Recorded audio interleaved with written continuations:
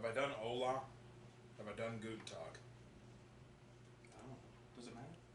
Yeah, it does. Pick one. I don't want to be an uncultured swine. Pick one. Hello, fuckers. Welcome to another episode of Harm's Way Podcast. I am your host, Craig, here with my co-host, lovely brother, mutton chop wearing motherfucking Eric. Our special guest today is Justin J-Dubs White. How you doing? What's up, Justin? J-Dubs. What's up, Eric? We're all cracking Bud Light Platinum, so let's make some decisions, say some dumb shit. So I wanted to bring up, Dad just had surgery. Here we go again. Yep. It's my next topic was Daddy, why don't you love me? But yeah, go ahead. Fuck. I'm not gonna. I'm not shitting on it. It's a funny story. Dad just had surgery, so he's laid up. Yes. He does the lottery pool at work. So guess who that fell on? Me.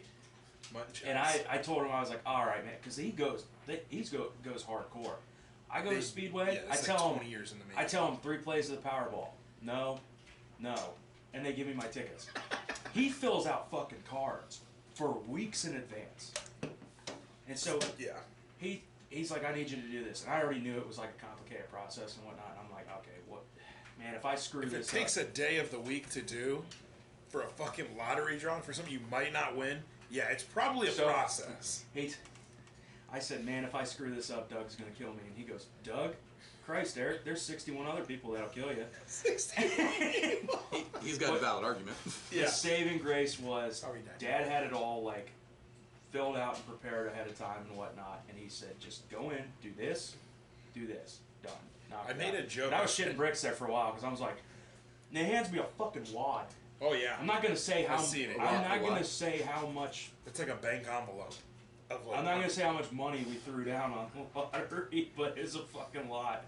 So, anywho, But to play off of that was my mini adventure this week. The most organized part of our father's life is his lottery playings for work. Oh yeah. Nothing else in his life. I can't justify it. I can't justify spending money on the lottery. For real? I usually only do 3 plays at a time. And It's usually only when it passes like 400 mil or something like that. Yeah. When it gets up and people start going, it's fun to do. Can get out of hand really quickly. Mm-hmm. You just like any gambling or drugs. Yeah. Or scratchers are my thing. Speaking of which, did you get the Oxy? No, I didn't get it. He was so disappointed that I asked him. Was he? Oh yeah, there's a tear. Is that why you were talking about? By the way, I mean, a bone to pick with both of you about not being good people. We'll never be as good as our dad. I was like, what? I had to pause it. I was like, wait. I'm going to call him right now. That was a good episode, first of all. And, yeah, that's one of the things. So, Justin, being somebody who's listened to almost, or if all, every episode, maybe not watched on YouTube or anything, but you've definitely... Have you listened to every episode? Are you up to date? I am up to date. Wow, thank you. Yeah. You're one of the ones we love. Dude, you guys are honest to God entertainment. Like, That's it's great. funny. That's what we want to hear. It's really funny to listen. But also, don't be afraid to pull punches. Like, tell us if we need to work on something or whatever. Because that's what we respect about you guys. Mm-hmm. There's pretty much 3 people in our lives that are regularly watching the show and feeding us back stuff. One gave us a comment on YouTube, which may or may not have been that helpful. I mean, unless you like God, which we do. Thank you, Gary. But it was Gary. God bless it was Gary. But yeah, the feedback is great. We love that. Yeah. Boy, he was the one that he was on a long drive one day or something like that. And he found us. He went looking for us, found us or whatever. Listened to the episode, called you, tried to call me. Yeah, he tried to call me. Personal phone number. It reminds me of the phone. Oh, Jesus. Sorry, what? I was going to finish off that story. Yeah, go ahead. He was like, oh, and then I think, I don't know if that was episode 1. It was episode 1 because it was 2 fucking hours long. Yes. Yeah, and he was like, I had a long drive. Listen to you guys, fucking top notch. Good job. And I was like, oh, man, I fucking love you. He didn't have to explain to his kid. The part where I was talking about them pulling that dildo out of that guy, surgically. He said that came up, and his son asked him what a dildo was. Oh my God! I can't remember what he said, but I had no idea Gary had a kid. Yeah, no I idea. think he's got what, 3? Oh, well, it's been a long time, Gary. Congratulations. Sorry, Gary, I didn't Anyway, bring this up. It's been a long time. So I His lost, social security number is... No. I lost my work phone this week. Okay. He I didn't lost. pay for the damn thing. I was like, this is mildly inconvenient. Fuck it. So I told my boss, I was like, I don't know where it is. I said, I tore my room apart. I know I took it home with me Tuesday night. I said, it's got to be at the house. I just don't know where I put it down. I didn't tell him this. Tuesday night I was fucking shit-faced. So that was in the back of my mind, like, what happened to it? So I was over here Tuesday night. We were doing an episode, and I asked Craig, I said, hey, can you look for a phone in the basement? I feel like, maybe it's on the workbench or something. So he looks, he says, I couldn't find it. I'm like, I looked twice. so I'm at the point where I'm like, man, this thing just fucking vanished. Damn. That's rough. And then Mom came over here today, came down here, looked for 15 seconds, found it right under the whiteboard. And I was like... She didn't. There's no fucking way. And she told me about it, I was like, well, I feel a little bit better. I mean, I didn't really give a fuck to begin with. But I told Craig, I was like, did you even look for the fucking thing? Yeah, we're out at lunch. We're at Rockney's. I'm enjoying my burger. Ooh, rock. Yeah. And Eric goes, Mom's on the phone. First of all, he confused me. I'm No, like, the okay, first so it's text at I your sent, house. the first text I sent was, goddamn you, Craig. Yeah, which is ominous. Like, what does that mean? Yeah. You know, it could mean anything. And then he tells me, and then this brings me to my next topic is Mom's planting evidence. Because I'm pretty sure that she dropped that fucking phone there and was like, I got it, Eric. Because I looked on that fucking table. Scout's honor. I want to believe you. Well, No, I do believe you. It just... It's like I said. You knocked me down before I even got out of bed this morning with the whole... oh, Jesus. We were supposed to go Christ. get sushi today. I've been thinking about it for 3 months. Craig bows out. Son of a bitch. And I found out my phone's been sitting down here the whole week. Anywho. So. Was your... By the way, I wanted to ask, how disappointed were your parents when they actually heard the show? Oh, Oh, so... God.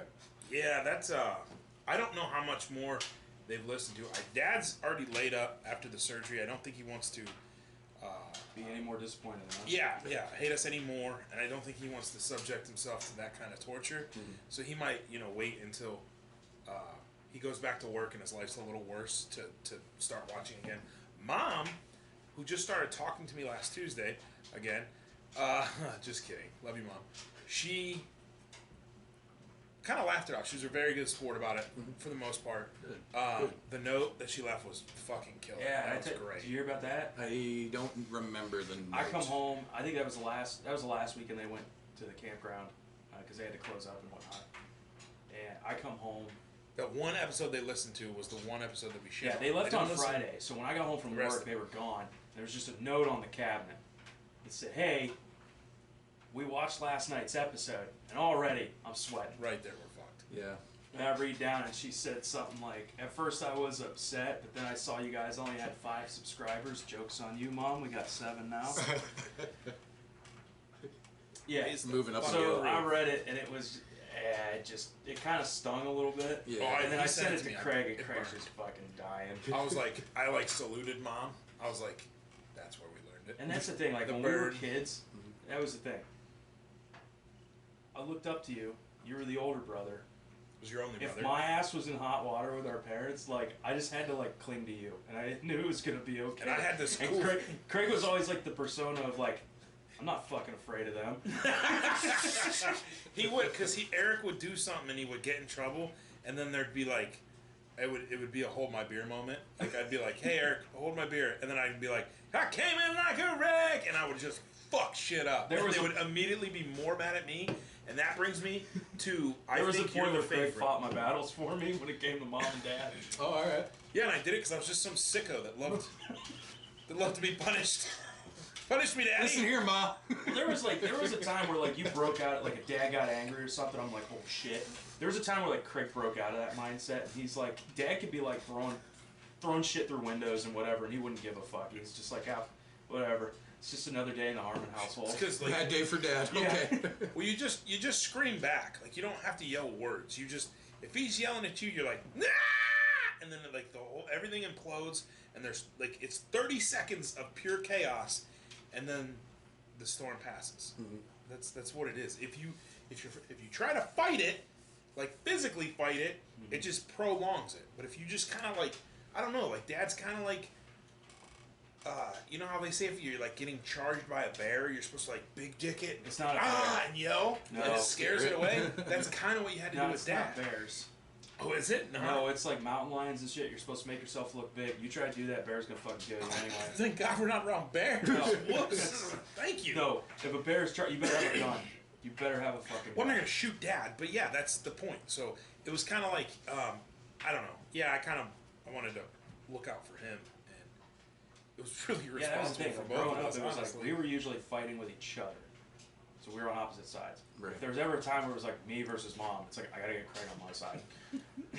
I just hear sometimes your stories about how you talk to your mom and dad, and it just cracks me the fuck up. And it's dude. all out of love, though. I know, but it's the way you guys are. It's the way you guys talk to each other.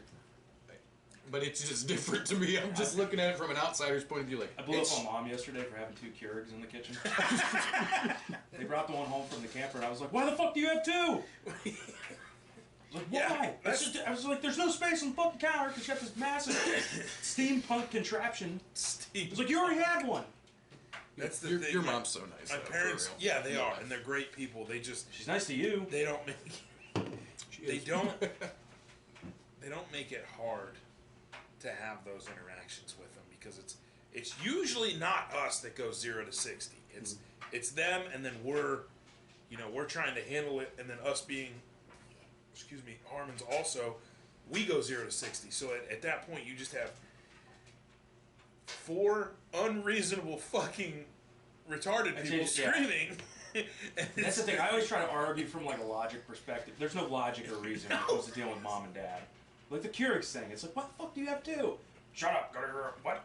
My dad. Get the fuck out of my house. One What? time, Right. when Eric and I were fighting in like J.C. Penney's or something, and in public, people around everything, and Eric yells or something, and Dad goes, "Hey, stop it!" You know how he's like in the middle of yelling, "Hey, stop it!" And Eric goes, "He's touching me," and Dad goes, "I'll touch you!" No. That's, Just to like say said- something, you yeah, know. And then he was like, touch him again. "Fuck." he said, "Touch him again, I'm gonna touch you." And you and I looked at each other and fucking just started dying. That's what it was. Yeah, my bad. Yeah. Okay, but anyway, how are you, Justin? What's new? That's a What's loaded going question, on? Craig. That's a big loaded question. How am I? Let's episode 19. I'm sorry it took so long for us to have you back. No, it's okay. I got sick the one time you guys were gonna have me on, and I think it was 2 weeks ago. Yeah, yeah. Now something. Which I'm still battling bronchitis and shit. Mm-hmm. Eric had the flu there for like a week and a half. Damn. Everybody's fucked up. Charlie's on medication right now for his ears and stuff. But yeah, what's up? What's going on? What's going on? Well, Take it away. As you know, I mean, you wanted to talk about this. I got promoted. Sweet. Congratulations. I went from being a measly little old scheduler to being the lead of scheduling now. Sweet. Ooh. Yeah. So Assistant to the regional manager. pretty much, that's pretty much what it is. I don't have that much authority, but I just have a little bit now. That's good. Well, honestly, when it comes to shit like that, a little bit of power makes you feel great. Though. Makes you feel like you're worth it at least. It makes it easier for me to talk to other employees and like tell them to actually do stuff. Like, 'cause it was merely suggestion. Yeah. They could have just been like, "No, I ain't doing that. Fuck you. You ain't my boss." But now it's kind of like I just have like a little bit. I have a title behind my name now instead of just That's good though. Yeah, That's, absolutely. Title Yeah. always helps. I think. In And 99% of the time. for the record, I work at a doctor's office. I obviously won't name which one, but Kevorkian.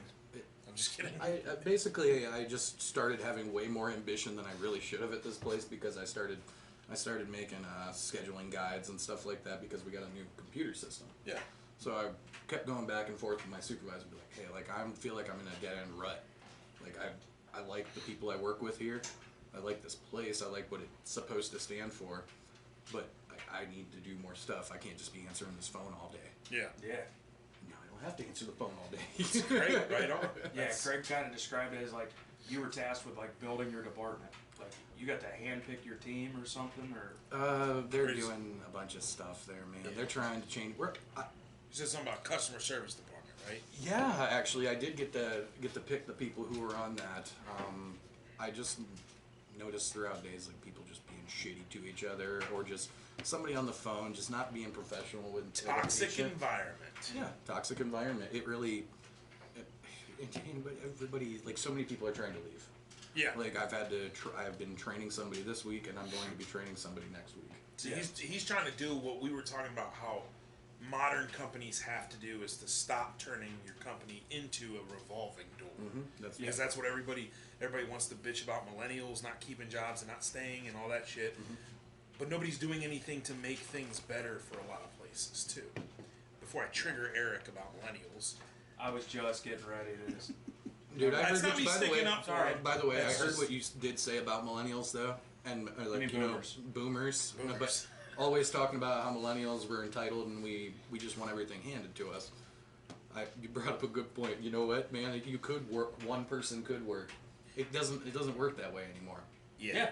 Why are you shitting on us? That was a beautiful Shakespearean monologue that Eric went on, and we actually had a lot of people listen to that, and were like, "Fuck, dude." Right? I don't know if you know. Would you believe me if I was just blacked out that whole time?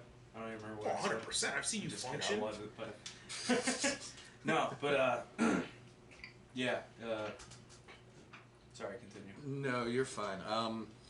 Basically, I got to pick a team of people who I see treating our patients very well, going above and beyond for patients. That's awesome. And instead of just getting on the phone and just being done with your stuff. I mean, some people, it's been bad there. I feel like for so long, the turnover rate was so high. I think the accountants there told me that out of 19 people who were hired in 2021, only half of them are still with the company. Yeah. And that blew my mind. I was just like, wow, that clearly something's wrong. Yeah.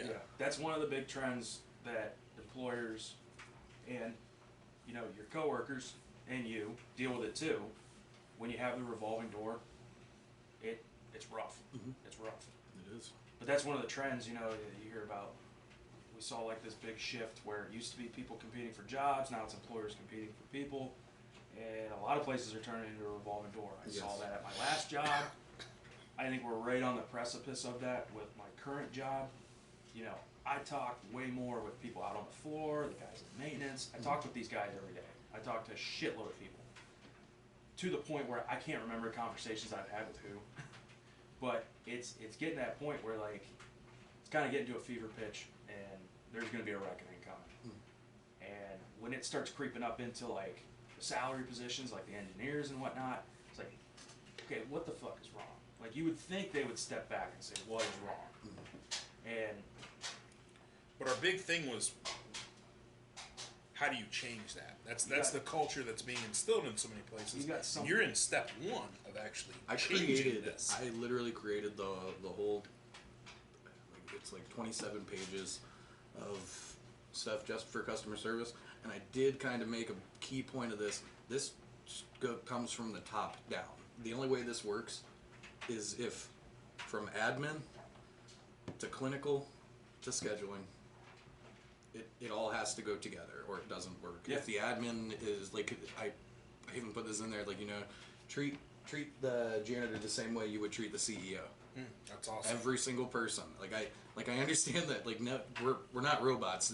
It's not going to be easy to be polite to everybody every day. But we are in a professional setting. You gotta fucking try. Yeah, exactly. You're at work. That's all you're asking. And people always want to talk about how they're not getting paid shit. Yeah, I know. I didn't get paid shit for years. Yeah. But guess what? They're paying you to do a job. Yeah. In my mind, I'm going to go do that job. Yeah. Even if I fucking hate it. So that's awesome. You're basically generating the standard operating procedure. He's writing the handbook. Yeah. You're in at square one, step one, and then you get to see it forward. So he's actually, the whole point of that fucking episode we had was, how do you change it? So what, step one, how do you change it? Step one. Quality of what people? You just said, top down. Mm-hmm. Literally had that conversation with my boss last week. Mm-hmm. He told me the whole thing. Culture, it takes a while for it to change. It does. I get that. Mm-hmm. But you have to buy in. It has to come from the top down. Mm-hmm. You have to have people that buy into it, You have to have real leaders who are going to say, this is how we're going to do things. This is how we're going to treat each other. Because it's not just like you're in a customer service-oriented profession. Mm-hmm. Yes, you got to conduct yourself with dealing with customers. But you should conduct yourself with each other. How you're dealing with customers. Yeah. And that's my big thing is like, at my job, it's clearly evident there's double standards with not just discipline but expectations and stuff. And I told my boss, I was like, we need to do a full stop, revolutionize this shit, and it's got to come from the top down. Yeah. It's got to come from his boss. His boss is the plant manager. I was like, it's got to come from him. If he's not interested in doing it, good luck with the revolving door. Right. But it's got to come from him, and that's leadership. You say, do the right thing when nobody's looking, that kind of stuff. And I told my boss, I said, for lack of a better phrase, it's time for the plant manager to put the righteous fear of God in people. Mm-hmm. Because us on the ground floor, I'm told I got to be a shining example of leadership, but I'm treated like shit left and right. Right. From production managers, from their operators and whatnot. And the one time I tried to defend myself, I get lambasted and just torn the fuck apart. It's like that shit's got to stop. Like, I should have a red card that I can pull when I'm just catching shit from operators for trying to help them, no less. Yeah. But like you said, everybody's got buy-in. Yes. Or you said that, or Craig said that's one of my favorite coach of all time, which I'm sure you intimately know because I talked about him so much. That was one of the things he said. Alexander? Coach, not player, dickhead. No, Justin literally knows my old coach. That's why I bring it up. That's the thing he used to say. He said, I can talk all I want. I can say, I can stand up here and scream at you, bitch at you, but if you don't buy into what I'm saying, if you don't fucking move forward with it, then we're just yelling at each other. So buy in, and that was our biggest thing. I want to ask both of you something, because you both played football. You played football, right, Justin? Yeah. Okay. Was your coach ever on the field rooting for the other team? No. What do you mean?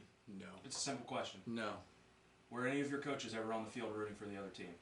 No. First of all, I'm above the age of 31. I don't use the Could you imagine if a football coach was on the field rooting for the other team? No. That was my tennis coach. For real? Oh. He's big into sportsmanship, like, yay, go both teams. His old coach is a grade A cunt. Yeah, I really did. I don't have any problem saying that. I hope he's dead. He was the worst. Yeah. That's how he was. So when people hear me, and Craig's heard me bitch about him all the time, and whatnot, it came up in like episode 2. Well, it's because bad coaches can wreck your life and bring you back to those just as much as good coaches do. And we all know he was a piece of shit. Yeah. But that thought just popped into my head, and I want to ask both of you, since you play football, like, how strange would it be if your head coach was over there on the field, rooting for the other team? That's literally how he was. I was matches. caught. You know why? Because he gave lessons. And he gave lessons to all the other players in the area and shit like that. Yeah, he was a piece of shit. Jeez. Yeah. But back to that. The buying in. That, to me, is square one, because that's based on, or that's built up from quality of workers. Whether you're picking a team or hiring. That's a big thing. I've always wanted a job where I hired people, because I feel like I'm a great judge of character, and I can bring people in that are trying to go in the projection of where the company needs to go. People that are going to help you, not hinder you. Even though I've seen so many companies bring in people that are just hindering. Where we worked together was a huge one. I mean, they bring drug addicts in and everybody. Fucking people shooting up heroin in the bathroom. Like that's who. A serious HR department. Yeah, we found needles in the bathroom. You didn't remember that? I don't, but that's... Justin blanked that shit out, but we found dirty fucking needles and, ties and stuff. But yeah, gotta find that vein. But they hired those people. And you gotta think that an HR person sat across from that person, was like, "You're my dude." That's fucking hilarious. It's like at there's a factory over here, a meat factory. But my buddy, I worked with him at where I work now. He got a job there. Dude, some of the working conditions are horrid. Yeah, at these places. Gross. I'm glad I don't work in a place like that anymore. The food in general, food places. There's a big one in Maslin over here by where we live, and they hire a bunch of. That's the one I'm referring to. Okay, yep. Yeah. So they hire a bunch of specific type of people because the labor's cheap, and every 3 years. We're gonna go down that road. Yeah, no, because I want to bring this back, but I've heard that the conditions there are bad too. My question was, being at where you're at now, being able to control that stuff and try and take this in a better direction and change culture and positively impact these things, how do you get people to buy in? Or are you still figuring that out? Trying to get people? Yeah, we're still in the beginning process of this, but I do work with some people who are in higher ups, or a part of my customer service committee, and I feel like that's where it goes, because we have a quality improvement manager. So she's had my back a lot throughout this, but like basically I was like, okay, so what happens if you don't do your job properly here? And nobody really had an answer. Like, oh well, you know, you get no, you don't. There was nothing. Nobody's getting written up for not doing their duties properly. I was like, there needs to be clear expectations as to what is expected of you. And then if you're not meeting those expectations, then there's disciplinary actions that follow. Yeah. But I feel like after COVID hit, I mean, like they were just scared of losing people. But now we're at the point where we're a little bit on the outside of COVID. I know it's still a thing, but I mean, we're on the outside of it this time, you know?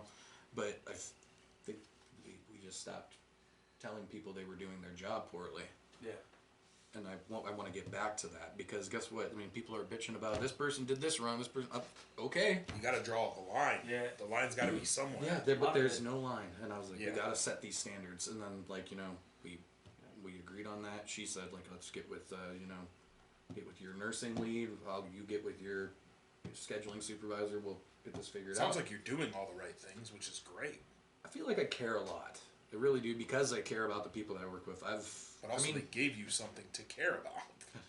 And going right back to the turnover, I mean, just this past Friday, 3 people was their last day. Really? Really? 2 of those people I would work very closely with, and I'm really sad to see them go, but they've just been pushed to a point where they're like, I gotta go somewhere else. Yeah.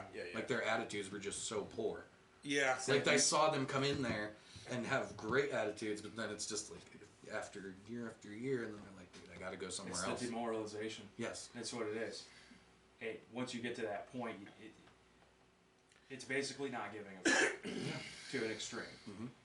And when you see things like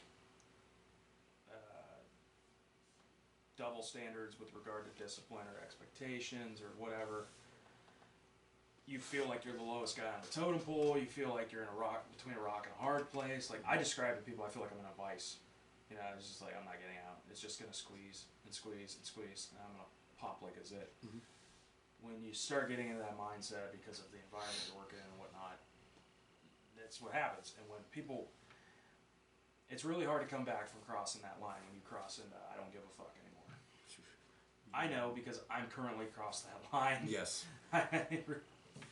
But having that structure, like you building the SOPs and having that structure and having some kind of fair governance of how everybody's dealing with each other and that sort of thing, it helps. Yes. It helps. When you have I like to bring up, at my old job, we had a bona fide business code of conduct.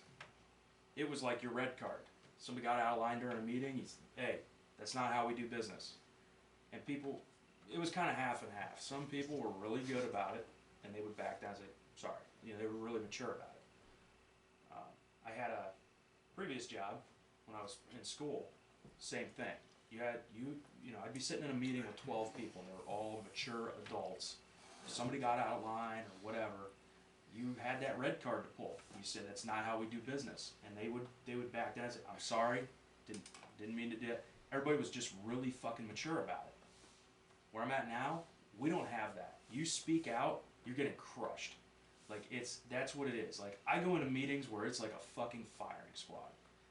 And if you got bad news, it's your ass. And I'm not the only one that feels that way. Like, it really feels like I'm facing down a firing squad when I go in there and I got to give updates on stuff and whatnot. It's like, this production manager's got some lofty expectation of, you know, we got a problem that's going to be fixed like that. And I got to go in there and tell them, sorry, it doesn't work that way. Yeah, it's just rock and a hard place. I got to catch shit from them. Got to catch shit from operators. And like, that all's got to change. Like, we got to start being more amicable. And everybody on the floor can do it. I know they can. Like I said, I talk to everybody. I work with a lot of great people. they're not going to bust my balls about anything. There's a few of them here and there that are kind of like they don't give you any leeway. They'll bust your balls no matter what. But most of them are good people. It's like, that can change. I mean, that mindset, everybody on the floor will get on board overnight. It's the management. There's going to be people that don't get on board. There's going to be people that they're going to do whatever the fuck they want because they know they can get away with it because they've gotten away with it for so long. And they don't have the same problems I do because they make 3 times as much money as me. Right. So, but those are the people that need to change. And it's got, like you said, top down, everybody's got to buy in. Yes. And that's part of being a leader is when you're in one of those positions, you got to say, all right, I got to lead by example. But it pisses me off when my boss is like, you need to be a shining example of leadership. And yet I'm treated like shit, lowest guy on the totem pole. I got bored one day. I started like doodling on sticky notes and shit. And I just like inundated my computer screens with them. There's like, I drew a turkey that looks like a velociraptor with polio. And then there was one sticky note I put up there that said pick one. Shining example of leadership, lowest guy on the totem pole. Because that's really how it is for me. Like, we're in an environment where it's like, I don't give a fuck about being a leader if I'm just going to get treated like shit. So, it goes right back to treating people with the way... It's simple. You learn it when you're a kid. Treat people the way you want to be treated. Yeah. Simple. I don't care. There's people I don't like at work. You would never know it. Ever. Yeah. Nobody wants to go around... There are confrontational people. You can be a confrontational person and still have a successful relationship with the people you work with. That's fine. We've all worked with those people. It's the people that walk around and you want to big dick people and flex their problems and their pride on people. That's what we have an issue with. So we got an engineer that's about to quit. His last day will be this coming Friday. And there's a whole slew of shit behind that. Anywho, there's a particular manager that is just... Go ahead. I gotta translate this for him because him and I have worked with this person before. Not the exact same person, but a person like this. Go ahead. So there's this manager, stone cold egotist. Big D. That's what it is. This engineer that's quitting, you know, he'll run into him in the morning and say, "Hey, how you doing?" Guy didn't say anything to him. Just walks right by. You know exactly what I'm talking it's about, like, right? Big D. Listen, like you just said, said, cheating. It's like there are definitely... Now he knows. There are definitely there's people I work with that I love. There's people that I work with that I might stay away from you. You say hi to me in the morning, I'll be like, "Hey man, how you doing?" Yes. You know, and it's part of that is me. Part of that is because I work with some people who've set a good example. You know, they're just like the hype man. The building could be on fire, and they're just like, "Yeah, let's go." They're just nonstop, just in a good mood, great people to be around, just bringing everybody up. But man, like, you've moved into a realm when you're just going to be that petty of a piece of shit about things. Like, this guy I've never seen this guy smile. He's just It's a miserable existence. And yes, I know exactly. Big miserable. Eric, I didn't put this 2 and 2 together, but your J and our D might be fucking related. But the problem is your J has more pull than our guy was like in charge of us. But now Justin knows what you're talking about. This is why I'm like, I will never get to that point on the corporate ladder. I'm not that guy, and I just always picture, like, if I was that guy, or if I was in his position, there's nothing stopping me from grabbing a wrench, jumping down there with the techs and just going at it. Why not? Like, it's so much easier. Like, you can't even fucking say hi to people in the morning. It's so much easier to be the hype man, you know? You gotta be believable too. We got problems. You know, I work with some incredible people, and we have problems all the time. Lines down, hair on fire situations. And you got the same guys who are just like, "Yeah, we'll get it done. Don't worry about it." And they're doing the same thing. They're grabbing a wrench, jumping in there with the maintenance guys, and just positive people. And it's like, that's what I want to be. But you would think the guy that makes fucking $200,000 a year would be that guy. Well, you see, Eric, they're afforded the ability to not give a shit about the little man because they make so much money. They don't give a shit. Well, a lot of those people they tend don't to be, fucking care. That's what we talked about. A lot of one those time. people tend to be people that only care about having their name above the door. That's true. Yes, you did say that. Don't know anything, no real skills. I wonder what they do to warrant all that money. But yeah, there's a lot, and I've met people too that they just want to climb the ladder. They just want to climb the fucking ladder. It's like, man, I couldn't give a shit about having my name above the door. I want to solve a fucking problem. Yes. I want to make it so that my maintenance techs aren't fucking putting a gun in their mouth every night when they go home. So what do you... Sounds like you're doing a pretty good job. Where do you go from here? What's the next step? I mean, you said how many people this past week you just lost? 3. So you lost 3. So step 1 is... And a nurse practitioner, dude. Fuck, We lost a hey. whole provider. Jesus Christ.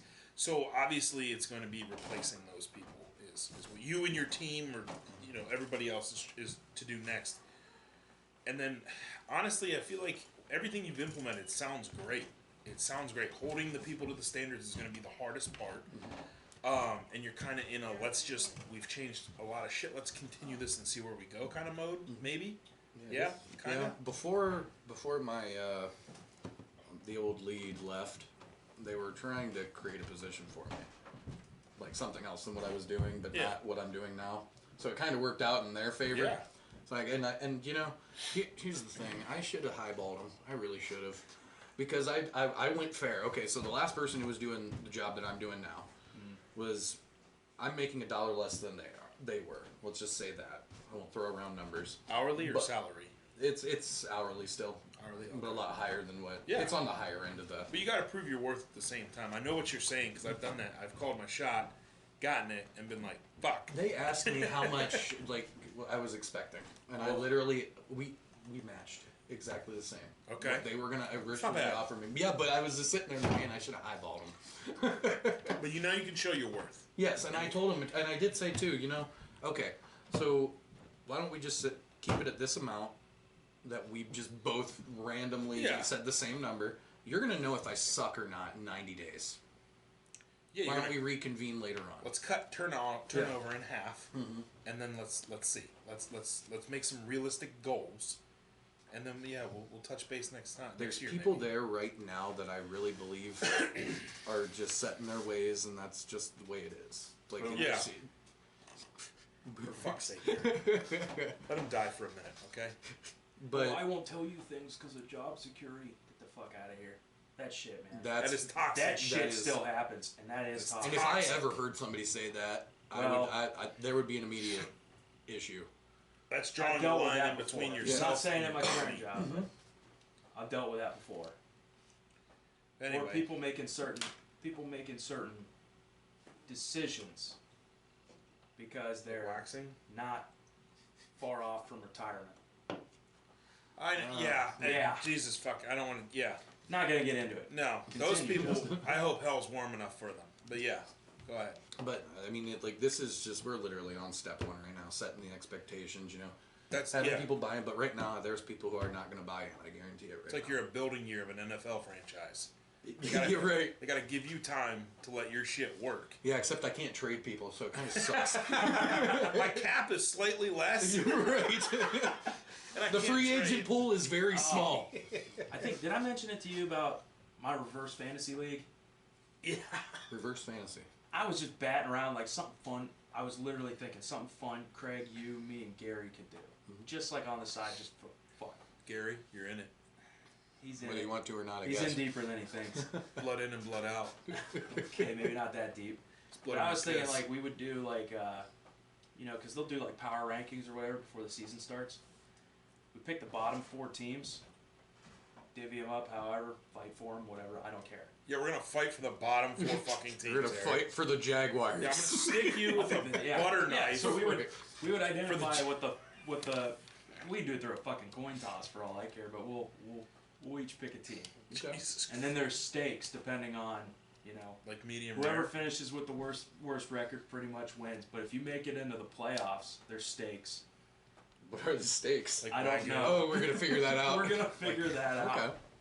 I'd be down for But that. I was That'd be thinking kind of just fun at something, least. Nice New something York fun strip. that's like, yeah. Me and my buddies do. We do like we call them funsies. We go over to his house. We just watch all the fucking games. Yeah. And so we take the point spreads from those, the over under, and we just pick 4 or 5 of them, start betting. Mm-hmm. It's fun. It's like a Dude, crazy the gambling's parlay. going to be legal. Yeah, Sports gambling will be legal in January. Yeah. Oh, I saw something a while back that said they were all fighting fucking that out time. or whatnot to see. In Ohio, you mean? Yes. In Ohio, especially. But dude, you see Yeah. the map, dude. It's 'Cause like it it's legal everywhere. I don't understand why Ohio is like the uptight white lady of the sports gambling. Like, that's fucked up. Because it was only like in the last 5 years or so that casinos started. Yeah, but the Casino stringent gambling started being allowed in Ohio. laws and like regulations they put on that shit almost make it not fun sometimes. Yeah, kind of like pot. There's a whole other subject. I mean, Speaking of that. Yeah. Okay. No, we'll move on. What? you can't do that. I've always had a fucking job genius. where I've been drug tested, Yeah. right? And I've never really gotten to partake in a lot of illicit substances. I.e., I'm a fucking square. Do you want to?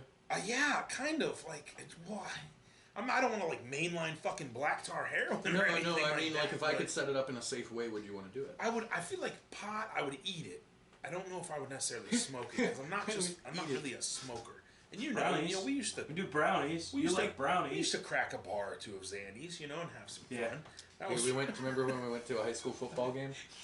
No, I don't remember, Justin. Craig's just in my car. I did a fucking. That was the first time I did a bar, and I was like, Yeah. I mean, I was walking on cloud 9, but he was sleeping. But the game was fun. It I was remember fun. the game. I remember being comfortable the whole time, but the second my fat ass hit your passenger seat, I was like, Justin, I love you, man. I'm gonna go sleep, and that was it. You didn't even say that. Those words were not uttered. No, that's what I thought I said though. Nope. I wasn't even offended. I'm just like, dude. Justin's like, just driving me home. I'm like. He's like, dude, I'm so sorry. I fell And then asleep. he goes, hey, you're home. I was like, what? Oh, thank you. I was driving Miss But that's Daisy the around. thing. It was so Yeah. crazy because like that being, and I didn't realize how Weekend much at Bernie's. anxiety. What is it? Weekend at Bernie's, where he's the dead Oh guy. yeah, With the sunglasses. Yeah. Yep. He just had really good quaaludes, but I didn't realize I had anxiety until we dabbled. I want to say dabbled. At what but- point did you realize in your life that, maybe I'm kind of fucked up? Oh man, That's serious. This is like a good question to ask. Ew. What point did I realize I was kind of fucked up? What grade was 2007? No, I'm just kidding. Junior year. No, I don't know. I feel like it would be a multi-stage thing. Like, at what point did I realize I was fucked up, or at what point did I realize I wasn't normal? I guess, like, things in your life, you're like, wow, this kind of sucks. I wish it was going a little better, that kind of deal. Oh, that was like... Like, when you realize, I have legit life problems now. So, I realized about 25 that my life wasn't projecting the way I wanted it to. I realized about 14 or 15 that I was different. Not that I was like gay or anything, but there's nothing wrong with that.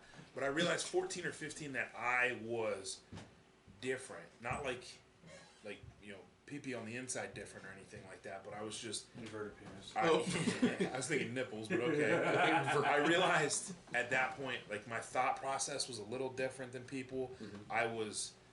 I saw the world differently. My sense of humor was different. The way I processed things was different. And then at 25, I realized that I wasn't going to be a millionaire by 30. And I wasn't going to be a porn star by 28. So I kind of just had to roll with it at that point. Good. I had an existential crisis for a minute. And then I kind of realized, hey, you're a Harmon. You got to get back on this down train to hell. Wait, you mean porn star was an option? I thought. Dude, don't even get me started, because there's a sick part of me that is just very curious how much money I could make on OnlyFans just by Right now? my dick in front of the camera. With that haircut? Yeah, right now. With Like, that haircut. we start He could we start 100%. tonight. I take that camera and I just do like a 5-minute video of me helicoptering in front of the camera. I feel like What would that net me? What would that net you? Mm-hmm. I think There's a lot of women. There's a lot of women who would pay for that. Aside from shame. I mean, for real. yeah. I mean, dudes will pay for foot pics and shit. Yes, I was just about to say. Dude, we joke around about that at work all the time. Get women fucking buying Lamborghinis from selling feet pics. Well, that's the thing. What the fuck, man? That's the thing, though. Okay, how much did OnlyFans completely just fuck up natural selection? Right? All these women that are borderline retarded and like weren't supposed to do anything but marry like a rich dentist or something. Like that was the peak of their life. That was supposed to happen. And then COVID happens, and then OnlyFans happens, and now you have these multi-millionaire women with an IQ of 7 and no aspirations other than to live in the Hollywood Hills, and now they're Instagram models and shit like that, which again, the Instagram model is something separate. Is it? It's kind of separate, yeah. Same vein, but it's two different things. So are people still making a lot of money off OnlyFans? Yeah. Yeah, Well, not a you lot. can. That's the thing. It's kind of a myth because like, It started as everybody like a thinks how-to that thing. there's tons and tons of women make. It's like anything. There's a breakdown. There's a top 1%. They're making shitloads of money. There's a lot of They're not people. doing There's a much. lot of people in the middle that they're probably making a fuck ton of money. Have you ever paid for that? No. OnlyFans? OnlyFans, yeah. No, because it's like $32 a month or something, right? Well, It's no. gonna vary No, based I've- on I've- the channel, based on the profile. It's I've based seen on the like user. $7. The user can set their prices, I guess. So it's not based on a content. User. You The mean user, whoever's You mean presenting the OnlyFans-y. content. Okay, yeah. 'Cause I've Content seen them, creator. I've seen like $7-8 a month. I've seen 15. That's what I Then mean. you Are you got paying? then you got really pretentious bitches like Bella Thorne that are like $40 a month or some shit. But what are you seeing for that $40? Dude, but Well, I'm with her, seeing just so many bikinis young. and thongs. Yep. So like, nothing. like I'll be scrolling through She thinks she's hot TikTok shit just every now because and she's then, a and then it'll just redhead. be like boobs, not like out, but I mean like whoa Where? Bella thinks on she- TikTok. Oh, TikTok. Bella And thinks that's she's how hot shit they'll 'cause put she's a themselves redhead. on TikTok, TikTok and is then they'll crazy. advertise like, oh, look at my link over Again, here to yeah. I think that this whole social media thing has fucked natural selection right in the mouth, because you have these people that were supposed to die off from like homelessness and drug abuse and all kinds of shit, and now they're millionaires, and I don't know how to deal. One, I'm jealous. All right, I want to be you. Two, it's not fair. You were supposed to die in a ditch. It's supposed to be me. Greg, who told you life was fair? That's fair. That's fair. Yeah. Apparently me at 25, because that was to answer your question. Yeah, pretty life was much fair, at 25. the farmers, like. I'm But I talking remember about the talking about farmers. this with people, and they were like, somebody asked me, they're like, what's wrong, dude? You don't feel like I don't feel like you've been yourself, right? And the person that asked me was a little bit older than me, and I finally, I didn't really break down, but I just told him, I said, look, dude, I'm about to be 26, and it's really hitting me that I'm not anywhere near where I thought I would be at 18, 19, 20, 21, 22. You want to talk And- about whiplash? Hold on, and that person literally looked me in the eyes and said, "I know, man. Like you're part of the 92%. Like it's not just you." And that little exchange, thank you to that person, because that kind of pulled me out of it. That kind of helped me. You know what? Yeah, because he was slightly older and right in the same fucking boat, but just older. And I was like, and it made me feel better. I'm like, okay, well, where do I go from here? I got two options. I can pick it up and go forward, make my life the best I can, or I can do heroin. Yeah, don't do heroin. And I didn't choose heroin. A lot of people choose heroin. Proud of found you. that out. But yeah, to answer your question, yeah, probably 25. Well, going back to Justin's question about when was the point where like you realized, That's what I was answering. oh fuck, I realized, I think through, I mean, for me, it's been my relationships with women. Like, I think you can understand how fucked I've been by women in my life. I can attest, yes. Like, And I feel bad because I've been like, I don't want to say hype man, but I've been like happy for you each time. And I'm like, yeah, good for you, go, man. And then it's just been like a crash and burn thing, and I'm like, man, I should have pulled him out. I'm so sorry. And I tried to be there for you. there was really nothing you could have done, Craig. That's good to hear. That Because makes I me was feel sitting better. there in my Thank you. head thinking like, oh yeah, I'm gonna do it right this time. I got everything figured out. All right, and then We've all been there, though. and then I met sounds like college. and then And then I met my ex-wife. I was gonna gonna say my answer to Justin's question was graduating college. Proudest moment of my life.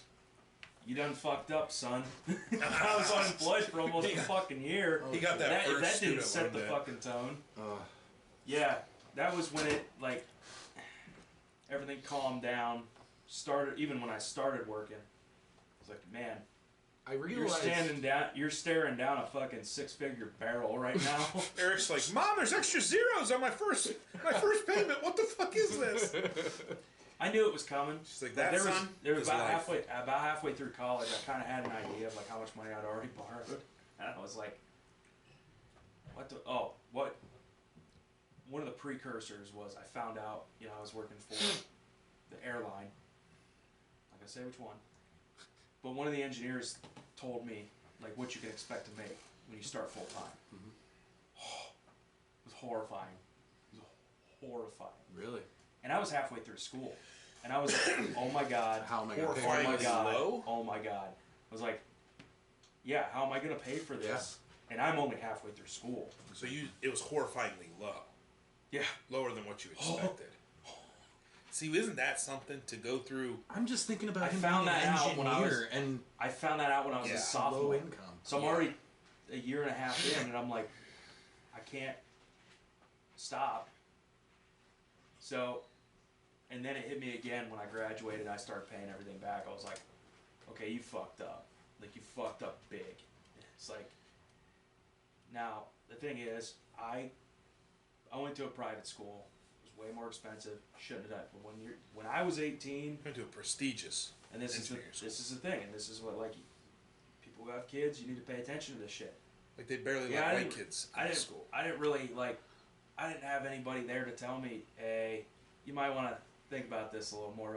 Everybody around me was like, yeah, you get a good job after school, you'll pay it off in no time. Fuck, dude.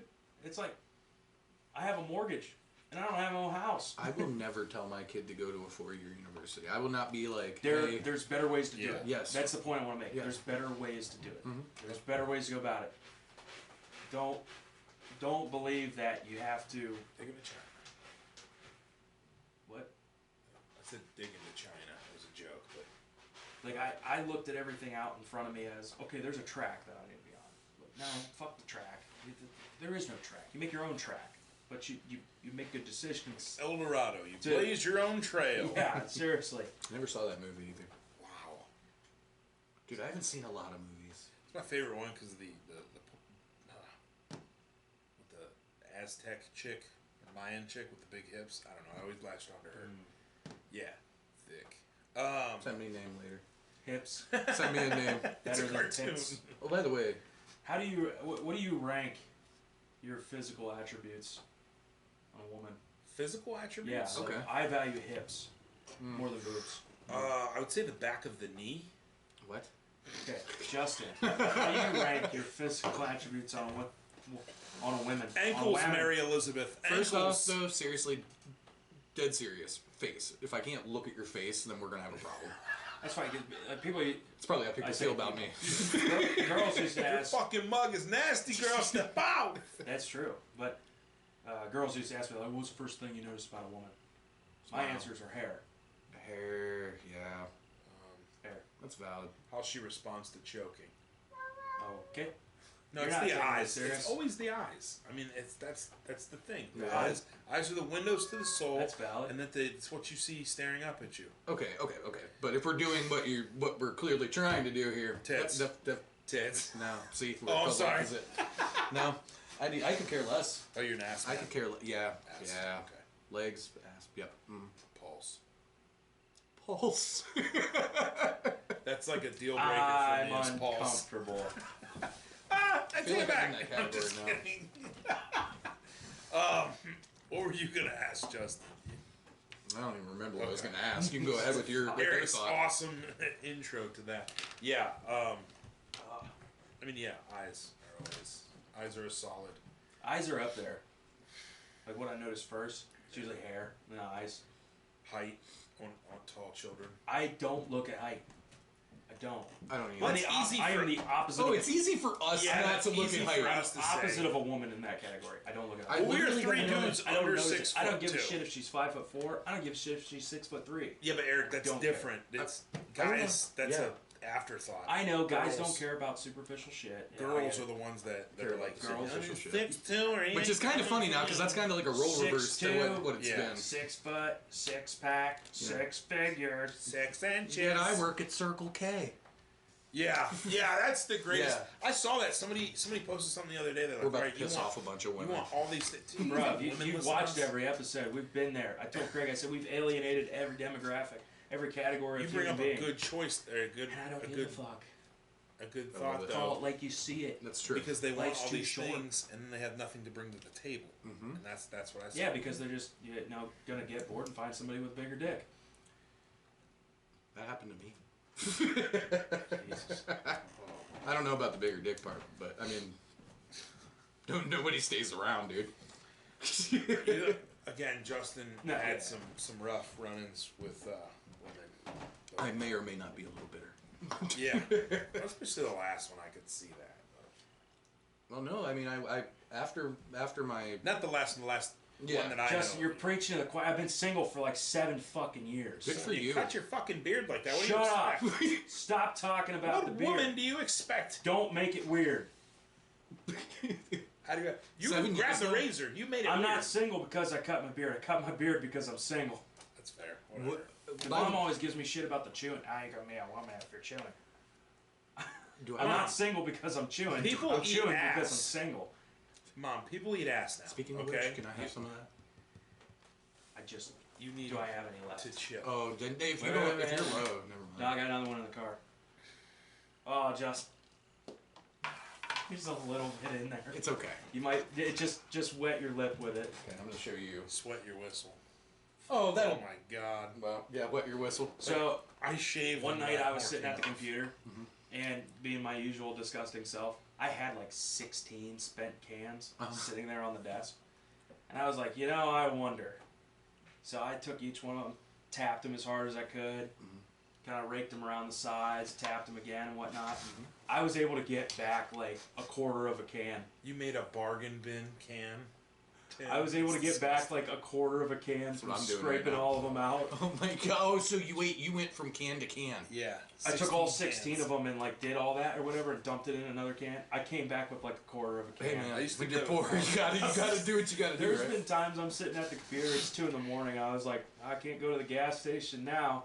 And I'll do that, I'll rake the inside or whatever, just to get enough to like just wet my Eric's lip. like, And I'm Daddy's just like, Jones. Daddy's Jones. Daddy's Jones. hey man, I'm a true addict. I will put myself into withdrawal for 4 or 5 days to the point I'm losing my fucking mind so that first hit back is that much sweeter. Yeah, you might be a heroin less drug addict. That's what you are. It's good you don't dabble in some other things because that could lead you down. I did a lot of fucking cocaine at road. one point. Really? Yeah. We used to like wet the butts of cigarettes, like get a pack of cigs, Oh. wet the butt, Mm-hmm. dip it Mom, in there. don't watch. A friend called them nummies. Turn it off. Dummies. Those were night. What? I was telling Mom to turn it off. She knows. I told her. Oh, did you? Yeah, that's she the other knows. thing. Did you cry? So No. the catch-22 She you said, "Oh, said. you stupid kids." The catch-22 you said with us, the way we talk to our parents, is that we are openly honest with our parents about shit too, like that. Like we have no problem. Well, that's good that your parents welcomed that too. Oh, Ed no, straight up they asked don't me want the to other fucking day hear it. When It's I the was greatest part. when I was asking him about the oxy, he goes, "You ever do mushrooms?" And he said it in a way that I was like, You know he did much. "Yeah." And I said, "Did you do mushrooms?" He said, "No, never." I was like, "I don't know." Bold-faced liar. I walked away from that conversation. I was like, pretty sure that motherfucker's done mushrooms before. Yeah, Mom and Dad openly admitted to us a long time ago that they smoked weed, and I don't know if they did it on a regular basis. I think they did. Eric and I still think they killed somebody back in the day because they got away from. Don't think they killed me. Oh, sorry, cut that part. I'm not cutting shit. Uncut that part. Unfreeze. Uncut I'm that talking to you. Unshun. I'm sure. But did Shut. yeah, I don't know. Well, I was just thinking about that the other day, the drug use and stuff. I don't know. I never really did drugs. But I would totally like eat edibles now to try, especially with anxiety and stuff. What's funny is, so we just closed on the house this past week, and I have to do, for the surgery I'm going through in the program that I'm in, I have to do monthly checkups with my doctor. My blood pressure has been, sky fucking high. And Thursday, we signed the papers, and then 2 hours later, I had my doctor's appointment, my checkup, and they checked my blood pressure, and it was borderline perfect. So she goes, great. What happened? I was a pound over on my weigh-in, which is, shocker, because birthday and cake. But they were like, what happened that your blood pressure automatically, all of a sudden fixed itself? And I was like, I didn't do any cocaine, so I don't know. And they were like, and I was like, oh, we just, closed on the house. And they called me before I left to go up to Green for the appointment that said everything went through and finalized and, the payments are issued. And I kind of just... Yeah, there's a lot. There's a lot stacking up on you. Can I tell you a dumbass thing I did going to the doctor one day? What's that? Well, I'm going to the doctor. Do you go to the doctor? Yeah, I mean... You've been to the doctor in like 6 years. For real? Yeah. Damn. It was a while for me before I went back, but I'm drinking Monster Energy before I go in there. Yeah. Uh-huh. And guess That's what? Like you-know-who. Well, your blood pressure's pretty high. No shit. And it didn't dawn on me until they were hooking me up to the EKG. And I was like, I had an energy drink, I'm sorry. And no, they still sent me to the fucking ER, dude. I was like, you motherfuckers, you want to pay this bill? Like, I know what I did. I'm stupid. I'm sorry. I'm so sorry. They're like, you should still go. I'm not dying. At my old job, they would do a health. They'd have people come in and set up, and everybody would go do a health screening. Yeah. If you did that, you got a little bit off your health insurance premium. Okay. Which was cool. Yeah. They come in and do it, and like if you had your spouse could come in. So like there was some people I worked with. I got to meet their spouses that way and whatnot. Mm-hmm. But it was really cool and convenient. Last time I did that, of course, I'm at a different job now, so it's been a couple of years. The last time I did that, I was out in the lab, and that morning I had just like blown up at somebody about something or whatnot. I go, they take my blood pressure. Blood pressure was perfect. Or what is it, 120 over 80? Yeah, it was like 120 over 80, and I said, bullshit. And then I was telling our friend, we'll call him Mr. B, I was telling him, I was like, yeah, I got all fired up about that shit, went in there and said my blood pressure was perfect. And I was like, bullshit. He goes, yeah, I drank 2 Monsters and smoked a cigarette before I went in there, and mine was perfect too. Oh yeah, that was probably it too, cigarette. I was like, no, I was like, their shit's fucked up. Like, none of this is true. It's all placebo. Make you think you're okay. We had to go, because they do blood work for that too. Yeah, they freaking. This has been a conspiracy hour on the Harm's Way podcast. We had to do a blood test, Rachel and I, last weekend to go do that, to get that credit.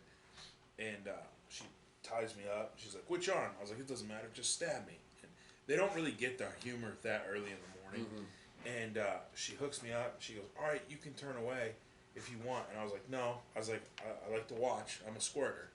And there's this old lady, and she didn't fucking get anything. And I felt like I was dying inside.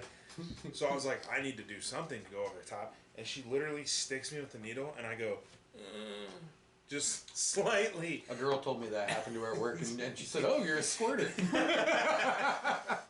And she chuckled at that a little, and I was like, all right, we're good. Yeah. We're out. That's all I needed. But I didn't, like, I'm like, I like to watch. I don't know why. I watch my tattoos, you know. I've gotten over my fear of needles from when I was donating plasma. Good, let's go get tattoos. Yeah, which tattoo are you I've never getting? been afraid of getting a tattoo. I just don't want one. We're not starting. No, Justin's here. We're not starting this discussion yet because it's 2 against 1. I don't want I got over depression, but I have it. So right there, I'm right there with you. Okay, hypothetically, I don't have any tattoos. If I got one, would you get one? No. No. Okay, that's fair. I mean, I'm not just gonna. I tried. It's I'm not fair. just gonna get Thank one you, because you're Justin. getting one. Mm-hmm. But it's good that you don't have any. I don't have any.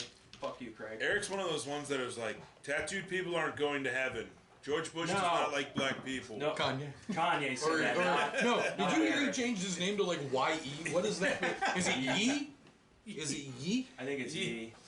What What the fuck Or is wrong Ye. with that dude? It's Ye, like the Ye dynasty. No, I'm just kidding. I don't know. Kim K fucked him up. There Listen, you go. That's what I'm listen, I attributing. think he has CTE without playing football. I think he is somebody who's mentally deficient who made a bunch of music that was consumed by people who are mentally deficient. That's how he made a shitload of money. You think he slipped through And the when you make a cracks. shitload of money, it's easy to vault yourself into other ventures that make shitloads of money. Coincidentally, it's why I'm not a venture capitalist. So you're telling me all I had to do was mentally... Or an angel investor, or mentally whatever the deficient. fuck they call them. Anal investor. No? No, No, you're right. I think that's right. Yeah. not an anal investor. Don't, At this point, I'd take an anal. I don't think he's all there. Okay, so I don't either. I mean, it's the same thing with the OnlyFans girls. They're not all there. You're right. That's not- And you know no, what? But Okay. they that's sell not fair. content to people who That's not are fair. very And loose with their money. My comments were not directed at every OnlyFans girl. No, It was they weren't. not. Because if you notice, I'm sure there's a bunch of great people on there that are just taking advantage. I mean, OnlyFans, it's basically Sure. free fucking money. Sure. I feel like that was originally created for non-nude content. No, it was actually created for like, I believe, fact check me on this, but it was created for like how-to videos and stuff like that for like troubleshooting We had issues. WikiHow for that. Well, people don't show their buttholes on WikiHow, Eric. Because they can't show their buttholes on WikiHow. Challenge accepted. You need a platform where you could. Yes, that's. I feel like you You're not could, allowed to but show you're your not gonna- butthole on YouTube. You're not, Did you guys hear about the Wisconsin volleyball team?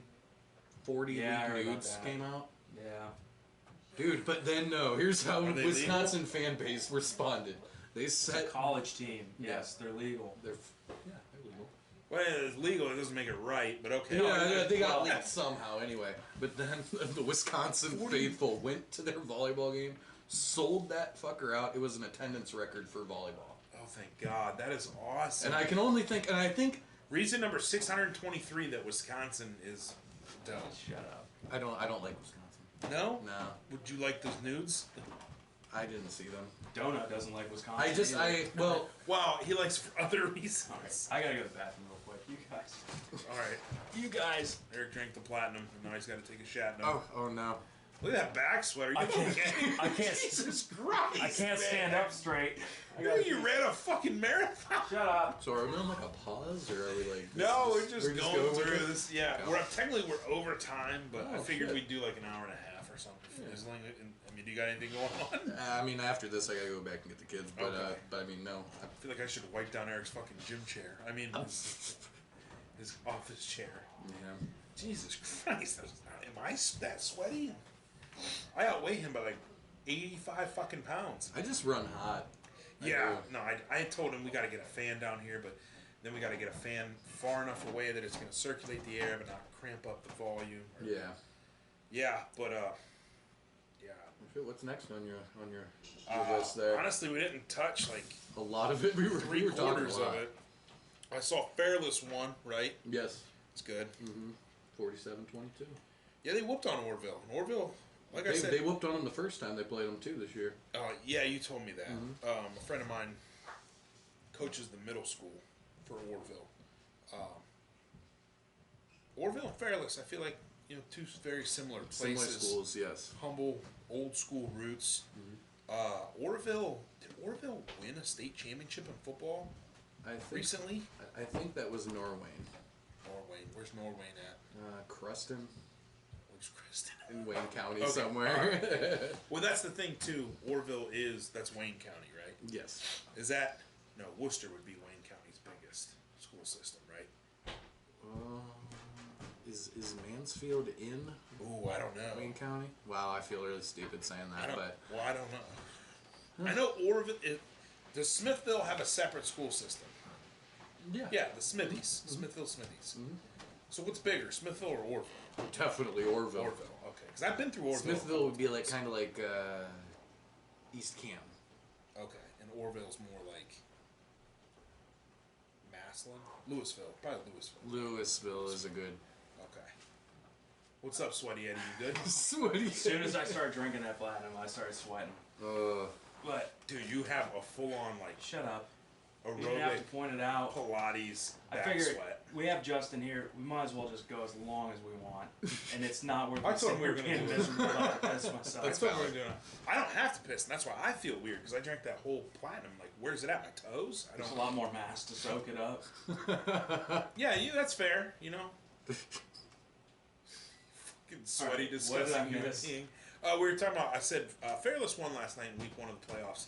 We're not gonna, obviously, we don't do sports coverage or anything like that. Right. That team from the West won. And then team our from the West. McKinley got stomped in their game versus. No, McKinley won. No, I was talking about when they were playing that team from the West. Yeah, well, that team from the West is, I don't know, fuck them, dude. Recruiting? Yeah, they just beat Perry. I know. Oh, that's what I said. Our school. Pretty bad, yeah. But I can't really shit on them because I did look online, and in years past, the team from the West, all their shitty fucking cousin fucking fans have been all over, Facebook and everything, saying, oh, being really shitty about it. I will say that I haven't seen anybody being shitty about it. So I just don't like their coach. Yeah, well, their coach is an asshole. His scummy wife and his shitty kids. And they're just, I hate that whole place. But I mean, the dude on Rock 106.9 Mornings hates him. Yeah, you can't burn a city. Yeah, you can't burn a city and still stay out of jail. So, but I will say they haven't been that shitty towards Perry people. So that's good. Yeah, I mean, burn in hell, but you live like right next to each other. I live in between two horrible places, but yeah, it's not like my place is roses and fucking rainbows, but we used to talk about how Perry was really shitty because all the shitheads that got kicked out of Canton or Massillon ended up at Perry. That was where they went first. Not really. I mean, the good thing about Perry is you're surrounded by people that equally hate those other two places. Mm-hmm. So it's kind of, I don't know. But like I don't know. Like there's things I like about Canton more than Massillon, and there's things I like about Massillon more than Canton. As a whole, I don't think. I mean, Canton's ranked like the worst place in Ohio to live right now. Massillon's probably a slow second. Well, East Cleveland might rival that a little bit. The one I just saw was it was like Canton, Defiance, Cleveland. Defiance. Massillon used to be a royal shithole. It's not been nearly as bad in recent times. No. Canton, on the other hand, from my perspective, Cleveland's gotten worse. I've slowly watched Akron get worse, and now Canton's getting worse. So the thing is, like filtering down. Murders every weekend, all this fucking shit going on, and it's slowly working its way west. The thing is getting worse is what you're seeing further and further away from the outskirts, into the outskirts. You're seeing because like Cleveland's a big thing. Cleveland, they started rebuilding it from the center out. You had like the flats. Back in the day, the flats was like homosexuals and gangbangers, stuff like that. Like you had a lot of drug use down there. Now you go to the flats and it's a hipster's fucking paradise. Yeah. They got Larry Flint's Hustler Club down there. I've been there. It's like everything's down there. The aquarium's down there. There's a Christie's Cabaret down there. It's just everything they rebuilt. There's new restaurants and bars. They got and Christie's in Cleveland? It's safe. Yeah, it's safe to be there now. But the further east you go, the worse it gets. And yeah, that's East Cleveland's pretty fucking bad. East Cleveland is they're getting to the point where they won't deliver the mail in certain places. I wouldn't doubt it. But I don't blame them. Yeah. You got people getting fucking mugged and shit, and it's like, fuck that. Dude, we had to drive through there mail. one time. Me and my ex-wife had to drive through there for... Was she picking out houses? No, me and her were still together at this point. Scumbag is such an underutilized word. It really is, actually. I use it to describe HR departments all the time. I use it to describe Justin's ex-wife. Me too. Scumbag, if you're listening, fuck off. She never will. No. Mainly but you were cool, though. She can't work a toaster. Rachel's not a fan. You were cool. Not a fan. Not a fan of Rachel, but I was cool. But yeah, I feel like anywhere you go, there's bad places. Yes. Canton is just... Because like we went to a couple bars downtown a couple weekends ago when we ate at that Asian bistro. First of all, I don't know what the fucking Asian bistro is. But it was downtown, and they had a live show at the square that they just did, and it was actually pretty fun. They have sushi there? It's an Asian bistro, so I don't know if I can Google it. You went there. I did have sushi, yes. I'm sorry. It wasn't as good as Shotguns, but it was Shotguns. pretty It's good. pronounced Shogun. Thank you. Did you just assume my speech? What the fuck? But it was pretty cool. But again, you go too far south, too far east, and then you go super far east, and then it gets safe again. But yeah, it's a weird place. Massillon, I don't know, dude.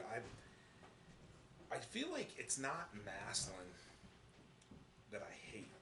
It's the fucking people. It all revolves around that football team, dude. It's like your workplace. People make or break your experience. Mm-hmm. We talked about this. But like people from Same thing. Massillon Why would a city be any different? break your fucking life? And it's not that like they're outwardly, like angry towards If you me or took anything. everybody out of Baltimore, Oof! Don't bring up. I'd probably have a pretty good time there Don't by say- myself. Jesus Christ, Eric. You're like okay. We can go to East Cleveland, but let's not bring up Baltimore, please. Baltimore just off the table now, Yeah, Craig. Baltimore. Leave Baltimore out of it, man. Baltimore's, Say what you want about Jesus, but take Baltimore out of it. Baltimore's just pretty much gonna be like England, not even New England. Like just fucking take them. New York too. Fuck that place. New York, yeah. I don't want to go to the city. I know there's a lot more of New York than just New York City.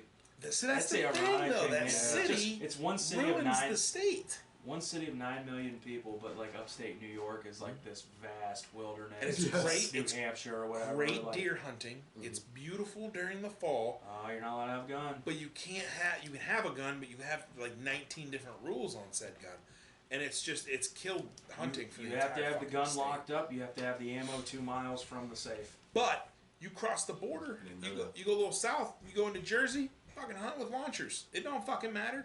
That's so weird Really? to me. Is there wilderness in Jersey? Yeah, it's I actually. thought it was just like one big mega city, like it was Judge No. Dredd or some shit. Jersey's actually kind of. They call it the Garden City. Yeah. Garden Yeah. State. Garden State. Garden State. Yes, yeah, you're mainly right. because they're hiding their weed in their garden. But yeah, Uh-huh. the That's not why, Craig. sorry. Don't talk shit No, about it's- weed. It's very rural. Rural? Am I saying that right? Rural? Rural. Rural. Goodbye. There's Is it Dixie Chicks? yeah. Yeah. No, they're just called the chicks now. Oh. They're stupid. I don't Or- like them. The chicks without dicks. I mean, if you got to The be Dicks chicks? specific. The chicks without dicks. That's good. What else is rural? I mean, most of New England is actually, kind of Connecticut's Yeah. fucking No, it gets beautiful. ruined by one shithole. Maine, dude, I'd Two fucking shit. I want to go to I Maine, love dude. Maine, dude. I want to Never go. been there. I'd go there. New Hampshire's pretty. I love Rhode Maine. Island, Never I been don't there. know. Tennessee was great. Tennessee's, well, the South in general. But Eastern Tennessee. Did I tell you I had Eastern- a one-night stand there when I went? I was gonna make a joke I about didn't being get to tell you Talk that. about one night stands. Yeah, we can do butt that. fucked by your uncle in Gallenberg, but okay. Wait, you do it. Say that again. And so somebody said that one time. It's somebody we worked with at that place we worked with together. I said somebody asked me, and I think it's a comedy bit or it's in a movie or something. But they asked where Rachel and I were going on our honeymoon, and I said Gatlinburg, and he started chuckling. And he said, "I got butt fucked by my uncle in Gatlinburg." And I fucking lost it. And I was like, "Oh my, what?" Like that episode of South Park where he's got the doll. Did he do this? And he's like railing the doll. Did he do this? Turned over. But yeah, go ahead. Story time. Well, I mean, there's not much of a story to it. I mean, I went out to Tennessee to do a little hiking. Little Went club. to Johnson City. You ever been there? Johnson City? Yeah. Yeah, we it's had our family's from Johnson Are you City. fucking kidding me? We got That's family. fine. Greenville, from there. Greenville, Johnson City, yeah. Anyway, went there. We did, they're dead now, but yeah. Did my hiking bit, and then I decided that, well, fuck it. I'm by myself. I'm just gonna go to Nashville. Ah. It's And the then other I- side of the state, though, isn't it? Oh, it was a 4-hour drive, bro. I didn't even think about it too, because I was like, okay. Let's well, just get on the interstate! Well, no, I was like, I did my hiking shit. Now I just want to go fucking drink my face off. So Nashville's a good place to do it. it Yeah. was. It's a lot of young people. Good Yeah. young city. If I was in the NFL and I got drafted to a team, I wouldn't want it to be L.A. or Miami or New York. I'd want the Titans because of that atmosphere. You could own land, do fun shit, But great hunting, and and then you get that city. When they say it's the country music capital of the world, I want to just be like, no bullshit. Is the music capital because they were playing different shit everywhere. We have rappers that Bunch go. of people out on the street playing and shit. Oh yeah, and like just different bars, different places had a different vibe. I mean, you had places playing rap, you had places playing country. Mostly It's the country, music place you can go to that you don't have to move to LA or New York to get big. You can move there and be big. One of the guys at work was showing me a video. He just went down there for vacation a couple weeks ago, and he showed me the street, and it just like, you know, masses of people just walking through the street. It's like New Orleans. It reminded me of Mardi Gras. Yeah, It looks like Mardi Gras. You can go, yeah. And it was just funny. Yeah, just people hanging out on the street, bar hopping, doing whatever, music playing. But yeah, I met a girl at a karaoke bar. We hooked up at her hotel. Where was she from? Where was she from? She was from Georgia. Georgia. Georgia on my mind. Yep, Georgia on my mind. Georgia. Craig, shut the fuck up. That was you, dickhead. I'll get my harmonica Dad right now. Oh, dude, yeah, we were on this trip. They were coming down to get me at school one year. Every time there was a Georgia sign, I would sing that fucking. It was Ludacris? No, it's T.I. or something. And then the song, he's like, Georgia, Georgia. And every time there was a sign, I sang it. And we got literally to the border of Florida and Georgia in their last one. And I'm like, Georgia on my mind. And Dad goes, shut the fuck up. I was waiting for somebody to tell you to shut the fuck up about Georgia. And I was like, oh my God, Dad, that's hilarious, dude. Dad. You'll go through a 14-hour drive. If you don't say anything, Dad won't say anything. Yeah. He'll stay silent the whole time. It's like a fucking robot with a mustache. It's so weird. I'll tell you what though, I never scheduled a test to make sure I didn't have STDs or shit quicker. Just because I didn't. I don't know who this is. Oh, he said it like she was from Atlanta or Got a something. fucking battery done. No, but I was just like, I had no business. I had no business. That's awesome. She was doing community service, is what she was doing. She could have killed you, so she could have killed me as well. That's true. Taking all my money. I would have been like, "Joke's on you! I don't have a lot." Was that the point when one night stands weren't cool anymore? Dude, they weren't, dude. I literally like had my hoe phase, I guess, or whatever you want to call it. Like very recently, very recently.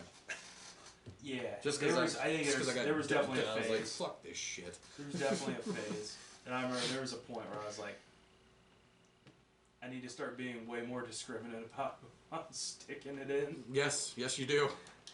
I did though, and when I got the test, dude, I swear to God, like she fucking shoved that shit in there, and I literally said, "Who hurt you? Who hurt you?" Dude, when I went to donate plasma one time, there's somebody so they got the seats. The row of seats is like they would have two seats back to back, right? Yeah. And that would be the row. So I'm in one seat. There's somebody behind me. The person behind me started having a seizure. No. And I'm hooked up this thing. I'm like, I can't fucking go nowhere. I don't know what the fuck's going on. My buddy was like, you should have just held your phone up and went, World Star! Oh my God! Hey, buddy, stop it! Knock it off! Stop it. Killing my vibes. I'm sitting there with a stress ball. Just. Hey, can I have his cookie? He doesn't need it. He's not gonna eat it. He might choke. They don't give you any cookies or anything. Oh shit, you're at one of those budget plans. It got to the point where it was just a transaction. I would walk in, 45 minutes later I was walking out of that place. It was sweet. Like it was a CSL plasma location. It was in Orange City, Florida. It was like the best kept secret in Florida because I'd walk in there and there'd be nobody there. Like nobody in line or anything. And like the first time you go, filling all the paperwork, getting checked out and shit, like that took for fucking ever. But yeah, I'd go in there and there's nobody in, no line, nothing. Go up, all right, prick my finger, yeah, you're good to go. Send you back. I'd maybe be third in line. Maybe every like 3 or 4 minutes, they're taking somebody else. Dude, I get in and out of there. I come home, and there's a Griffles Plasma Donation Center, I think is the one in Canton. And then there's the CSL up in Akron. That's it. For these two, these metropolitan areas, there's 2 locations. That's it. That's insane. So I went over to the one on Market Avenue in Canton. Dude, I walk in, there's just like an army of homeless people in there. And I'm like, okay, probably not getting in today. So I call CSL, and I'm thinking, I still got the freaking preloaded debit card or whatever they give you. Yeah. I was like, all right, I'll go see. So I call up there, and I'm like, how many people you got? And they're like, it's probably going to be 4 or 5 hours before you can go back. I was Jesus like, thank Christ. you. Click. Yeah. That's what they're doing. They're just checking homeless people. It was so easy when I was in Florida. In and out. And I'd get, I'd probably get like $300 a month doing that. And they give you bonuses. So like your 7th and 8th time of the month or whatever, they give you a bonus on top of it. It came out to be like $300. I was like, for a broke ass college kid that's just on a half-time schedule, I said, this is perfect. I'd be bringing my shit in there in a go cup, like already pulled. I felt really bad because I told my buddy that I had classes with or whatnot. I was like, I told him about it. He was like, oh, I want to go do that. I was like, all right. So he drove me down there one time, and then he went to go. You have to live within a certain distance of the donation center, and I was living on campus. I fell within the radius. He was living over on like closer to beachside or whatnot. So he had to bring like a bill or something to show his proof of residence or whatnot. And he fell like just outside the range, so they wouldn't let him like register. So he ended up driving me down there for nothing or whatnot. But I remember I came out that day and he goes, dude, you look pale as fuck. I was like, I feel pale as fuck. Yeah. I was like, I'm glad you're driving. I don't know what it was about that one time, but I was kind of like, ugh. First time I went, dude, they had me hooked up, everything was going good. I'm almost fucking done. And then I start getting lightheaded. I'm like, oh, fuck. Yeah. And they put this ice pack on the back of my neck. And dude, I started profusely sweating, like in an ungodly, it was just like, it was like a hot relief. pins and needles kind of phase. Yeah. Do you ever think at like one point, like maybe I should just go back to giving hand jobs for a little cash? No, I just thought, man, I really that's where I fucked up. Done more in school. I wish my parents were rich. I wish my parents were rich. Daddy doesn't love me. Oh my god. Oh. I forget what I was gonna say. There was one more thing I had to say about that. I got to the point where I had an appointment to go do it, the one in Akron, but I never went. I don't know if I picked up extra shifts or I had a somewhat part-time / full-time job while still maintaining classes and stuff. So I was like barely making it.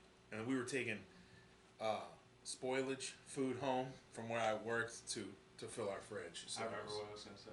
Kind of nice system. The great thing, like you'd go donate. Usually on the way back to the dorm room, I'd pick up a 6-pack. It was like 2 beers. I was shit-faced. Jesus Christ. Just shit-faced. So I'd go back to the dorm. I was on a half-time schedule, which it's night and day. When you're only taking 6 credit hours or whatever throughout the week.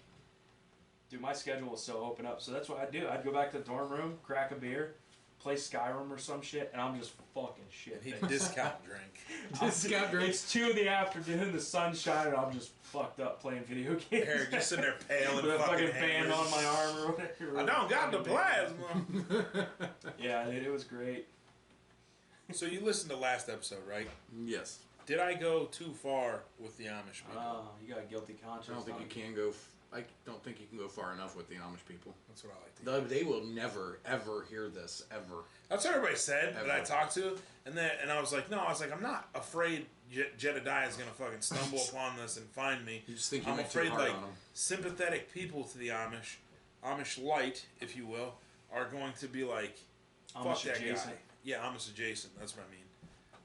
And then they would read the Swingin' Amish and That was very funny. or I Miss You Daddy. I Miss You Daddy. Originally it was Swingin' Amish. I tell you, your names for the episodes are spot on. Yeah. Craig will get this gleam in his eye and just stare at the computer screen. Like Renob. And then he'll be Well, dude, all right, we're calling it this. And I'm over in the corner dying. Yeah. Renob was... It was a thing. Like, See, this is the Amish calling right now. yeah. They know.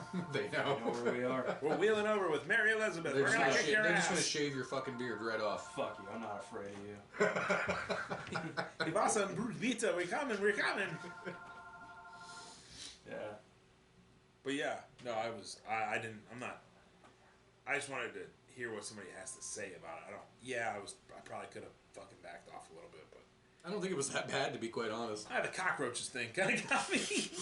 That was when I was like, oh, okay, Craig, we're getting there. I don't know if you we're can see already his, shadow banned. If but you saw we're his getting face, we're shadow banned.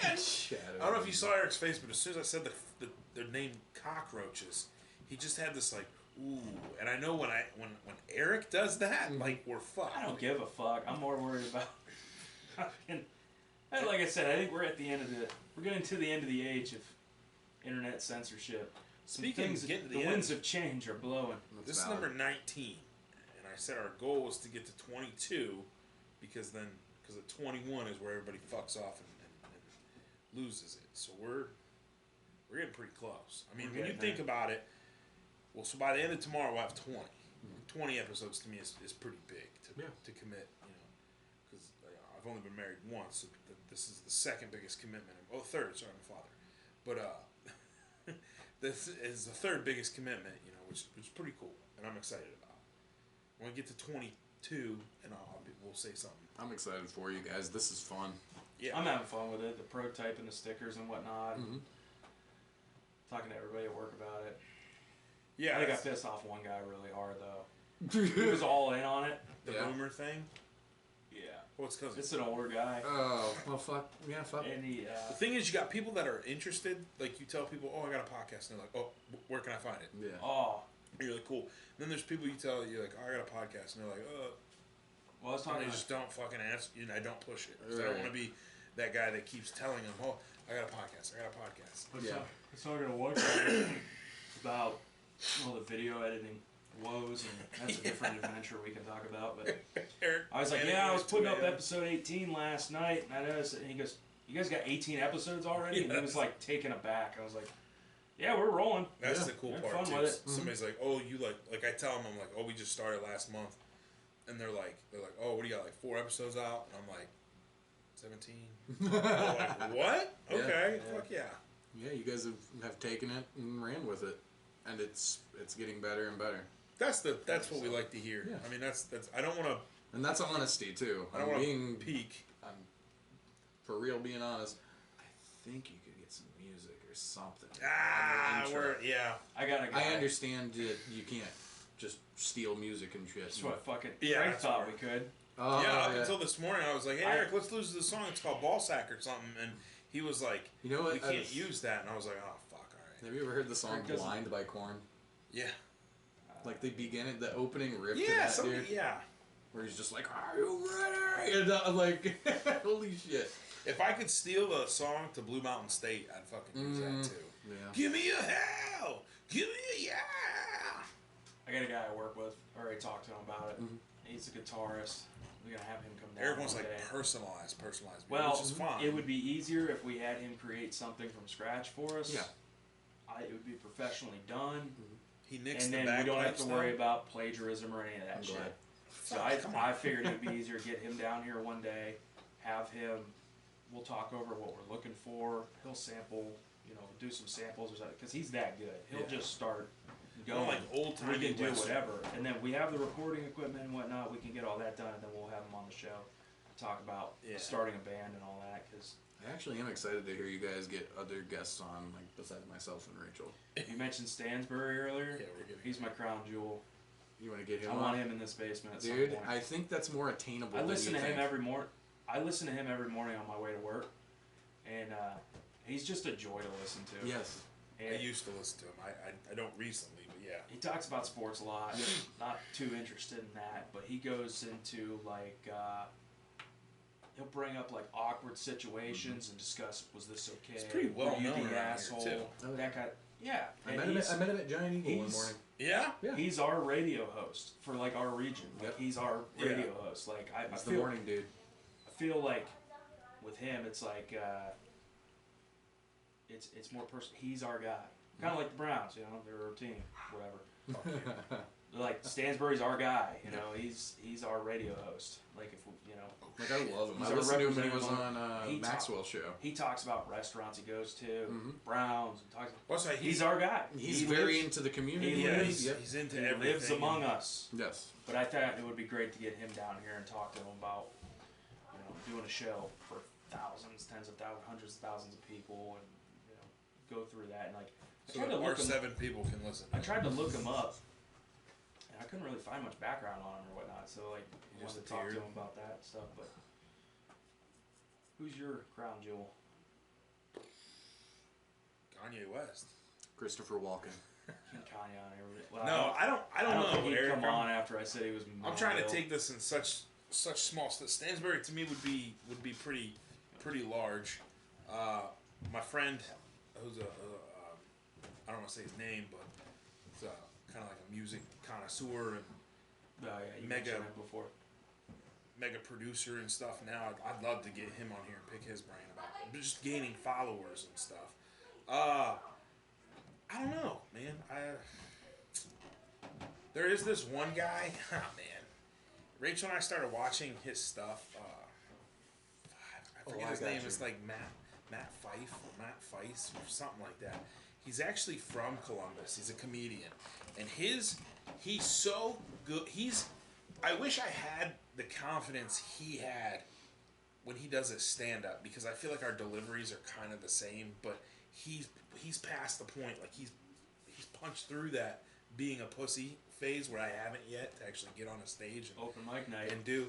Yeah. Thank you. Open mic night. Do it. And I want to. I do. I truly want to. I would love to get him, and I don't know where he fucking lives now, but I know he's from Columbus. Not in Canton. Or Columbus area, but he's fucking hilarious. You gotta watch his shit.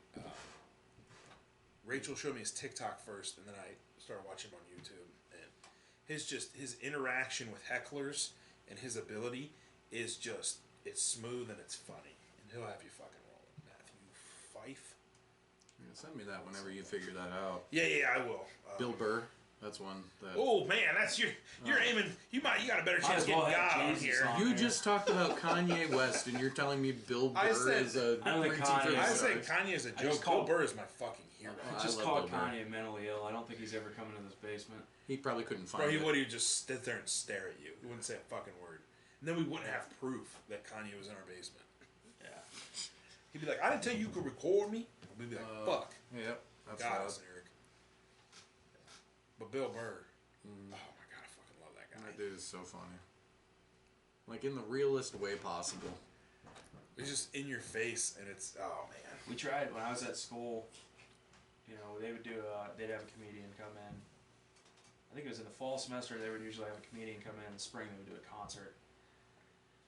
And like the student activities committee or whatever that would plan that, I was friends with one of the girls who was on that, and I kept telling her, I was like, get Lewis Black here. Get Lewis Black to come in and be our comedian. She told me it was going to be like $500,000 or something to get him to do something fucking ridiculous. So he wasn't coming She was like, I don't think we're going to be able to get pockets, Lewis. Motherfucker. She's like, I don't think we're going to be able to get Lewis. And I was like, you got to get Lewis. And we had Bo Burnham one year. That's pretty dope. I like Bo. Yeah, I don't want to like him, but I really fucking like him. Dude, we had Gabriel Iglesias one year. Dude, when he sang that song "Sad," yeah, that's right. Bo Burnham. Yeah. Yes. He's like awkwardly. He was the one. I met a homeless man named Rich. Isn't that terrible? His awkward stuff. I don't know his delivery too. Like you roll with him through an entire thing, and you're like, man, something about this isn't right. But I'm laughing my dick off. He's good. Yeah. Gabriel was really good too. Gabriel Iglesias. Yeah. Mm-hmm. He tries to keep his act really clean and whatnot. He does. He does it really. Yeah. He's an example to follow. Well, the clean comics. Power to you. I love you. That's fine. A lot of you are funny, but just say fuck, dude. Yeah, fuck's and shit are funny, dude. You're real. You're real when you do that. Yeah. Funnier using the F word as a comma. I don't. Well, not Eric. There's things we need to work on. That's pretty obvious. But what are you trying to tell me? I thought you were saying that about me. I was saying that about me. Oh, it's a joke we usually. Actually, I got told at work by somebody older, much wiser than me. Boring. Hey, that's all I heard. Boring. You probably need to cool it on the F word during meetings. I was like, you know what? You're right. But I'm not gonna. I feel like if you have to tell people to stop saying the fuck word, you need laid. He told me he was concerned about me getting fired, and I'm thinking in the saying back fuck? of my mind, I was like, dude, I'm 1 foot out the fucking door. I don't care. The what door? Ah, you heard me, motherfucker. No, I clean appreciate comic his is fine. advice, though. He's I don't think it's funny unless you're conveying 100% reality, and I feel like you do that with cussing. But again, that was part of our lives. Somebody Grandfather attributed swearing to being unintelligent, and I totally disagree with that. Oh, 100%. It was like when I was at Halliburton. Whoops. Yeah, I just realized we never said the name. I was at Halliburton at one point. Whoops. I don't give a fuck. They're gonna be okay. Also, they were led by Dick Cheney at some point, so they deserve the shame. They just shoot you in the face. Anyway, I was going through training and whatnot, and they had some higher up. He was like a VP of bumper stickers or some shit. I don't know. He came in, and he was one of the things he said, you know, we're professional. We're known as the guys who get it done and whatnot. He said, if you're a guy who can't get through an 11-word sentence without using the F word 7 times, you don't belong here. And I just looked around, and I remember thinking, no, this is exactly where you belong. I mean, I would tell him I can. Literally, I sat through that same fucking speech, and that guy goes through his thing, says that, walks out of the room, and somebody in every class goes, fuck that guy. The assholes thing fucking gets me. Right. The fucking assholes! The guy training us, you know, he's up in front of the class, and he was talking about it's these O-rings that you pop into the big iron fittings when you're putting a pipe together or whatnot. He goes, see this? This is an O-ring or a seal. You don't call it anything else. And then my buddy True was up front, and he goes, can we call it? And he goes, no, it's an O-ring or a seal. Like they're trying to clean up their culture. I get it. Because the name for it was asshole. They called it an asshole. Isn't it like an oil field type of company? Fuck yeah, it is.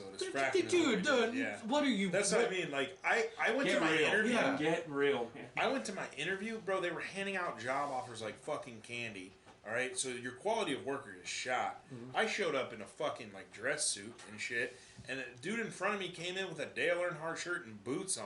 Like it was like when we showed up for class the first day, 5 a.m. or whenever they wanted us to report. I'm in slacks with a button-up shirt and all that, and I was just like, this was a mistake. You should not have worn this. Dude, and you have to get up in front of class, say a little bit about yourself and whatnot. And I stupidly told them I was an engineering major. Because when I sat down and talked to the dude, he was like the head hiring guy of that region out of Zanesville, and he starts talking about like, he's like, you know, I asked him questions, we talked, and then he starts talking about my start date and shit, and I'm like, dude, what's going on? Like, you're talking to me like I already got the job. He goes, dude, I'm offering you the job. And I was like, we've been talking for 30 seconds. Like, don't you want to know if I'm like an axe murderer? He goes, nope. And I was like, I'm in danger. But let's see where this goes. Right. I was like, I'd like to formally accept. I remember the operations manager actually told us at one point, because you know they give you 2 pairs of boots. Yeah. It's like $400 in boots. Yeah. And he's like, yeah, we've actually had people that would just like sign on just to get the boots, and then they'd fuck off. And they don't care. I mean, they're like, fucking what? Bazillionaires. But yeah, people did that shit all the time. That was a fun job. It was rewarding. By rewarding, I mean I made a fuck ton of money. I actually left where we worked at to go there. Yeah. When I was in the office. But did you have to leave whenever you found out Charles was? Yeah, so that was the big thing. I did it for about a year, and Rachel and I were already married, and I left it. Do a podcast about your wedding day, by the way. So I was making like, I don't know, like that's probably the drunkest I ever been. $600 every 2 weeks or some shit at where we worked. Yeah. In the office, I was not really making shit, and they're like, oh, they're doing this hiring event for frack operators, and I was like, frack? That sounds dangerous. Sign me up. So I just went to the interview, got the job, and then I had to go back to work the next day because I think I took a vacation day. And then I had to tell my boss, I was like, yeah, I'm leaving. I quit. I'll give you my 2 weeks because Halliburton was letting me work out my 2 weeks because you had I was going through training at this point. 2 Craig, weeks. So I came out of school, no job prospect, desperately unemployed, and Craig's like, you can get in there. And You did it it's after. It's a paycheck. So well, I told him how much I was making. It was pure desperation. I was like, student loans are coming due. Yeah, it was. I'm staring down the barrel of a gun. I need money. Damn. So I went and got in there, and like I was like in the middle of training, and it was like right after like 2 guys died like back to back. There was one guy down in Texas, and then there was another one, I think. Guy died in West Virginia on the pad across from us. We watched him get life flighted. So Craig comes to me and he goes, "I'm getting." It was you guys found out you were pregnant. This is after I got the other job to come on. This is like a full year later. Yeah. So Craig goes, "Hey, I'm getting out. I can't do this, or like the day I got the job offer, it's I was like I need get to the fuck out, Eric. I need to get the fuck out." And he's like, "You need to get the fuck out too." And I'm like, I'm in the middle of like the 3-week training or whatever it was, and I was like, "What the fuck?"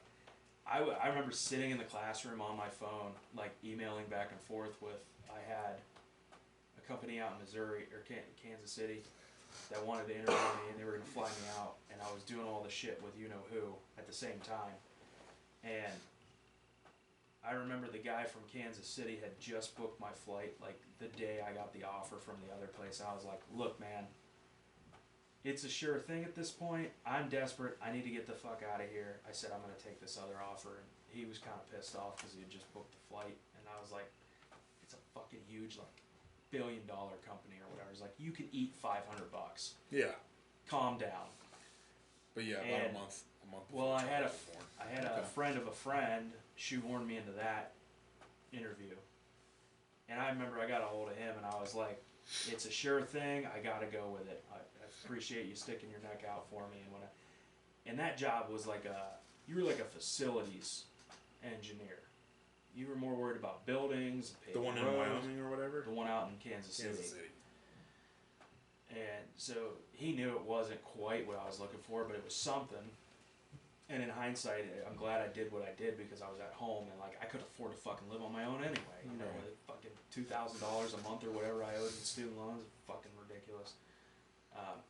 So yeah, I ended up going with that. But I remember Craig texting me and being like, "I'm getting out.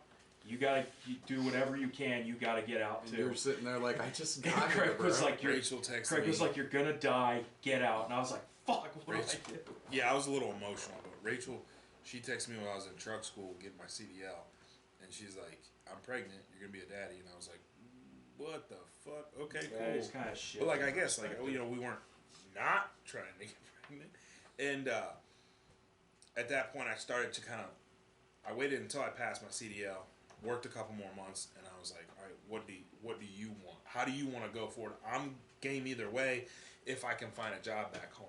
I was like, "But we are leaving a lot of money out there because I guarantee I'll get a good paying job, but I won't get a paying job like this." And we talked it over several hitches when I was home. And finally she's like, "Well, when you go on for your 2 weeks, I'll look for you. When you're home, you'll look for you." Well, it was like my first 2 weeks she had something lined up with a friend that worked for the company that took care of Timken's forklifts. So I was like, "All right, cool. Let's see where it goes." Like my first day on days off, I did the interview, and then I went 2 weeks on another hitch, and then when I got off, he was like, I got the job offer, and then he was like, "But it's not going to start for like 2 weeks," and I was like, "That's perfect," because they want you in the oil field. When you give your 2 weeks, there is no 2 weeks. You're done. It's too expensive for them to have you touching their equipment and shit, and you're too much of a liability to be 1 foot in, 1 foot out. So I had to work 13 days knowing that I was going to quit. And then on my 14th day, at the end of my shift, thank God it was day shift, I had to turn my shit in, and then I went back to the hotel, cleaned up, hopped on the highway, and that was it. That's all. They mail you, say, send you your last check. And then I had like 5 or 6 days until I started the new job, so it was a cool little time off. Best of luck on your future endeavors. Pretty much. I mean, you want to talk about a revolving door. I mean, we had people that would go on days off. I'd never seen them again. Dude, if one more person quits at work, I'm just gonna be like, what do you guys even want to do here? How do we proceed? Yeah, pretty much. But yeah, we're 150, so Wow. figured, yeah, Damn. that's 2 hours pretty quick. 2 hours. I figured we wrap up. Good episode, Yeah. guys. That was amazing. That was fun. I had fun. Eric's gonna tell you where you can find us for those of you listening. If you're listening, you can find us at Spotify, Amazon Music, Deezer, Ghana. Good night. The video will be on YouTube at Harm's Way Podcast. We also have Instagram and Instagram is Harm's Way Podcast. TikTok is at Harm's Way 8993. For now, Gonna be having a bunch of clips going to those soon. bear with us. Yeah, I was waiting until we got to episode 20, and then I was gonna go clip a bunch of smaller videos that are more suitable for our social media Click platforms. clap, click clap. That's all I got. Justin, any closing thoughts? It's been a lot of fun, guys. Enjoyed being on. Look forward to it again. Thanks for being on with us. All you listening, until next time, we love you. Later. Auf Wiedersehen. Bye. Adios.